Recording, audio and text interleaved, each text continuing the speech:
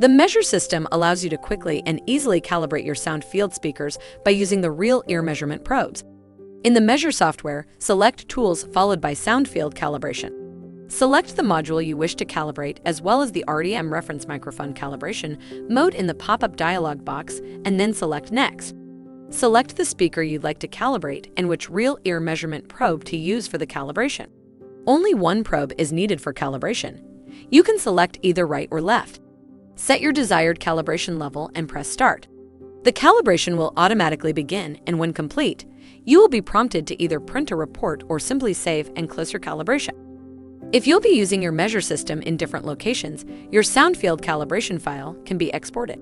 To export the sound field calibration, use the previously mentioned steps to open the sound field calibration dialog box and click Export. Choose the destination folder and select Save.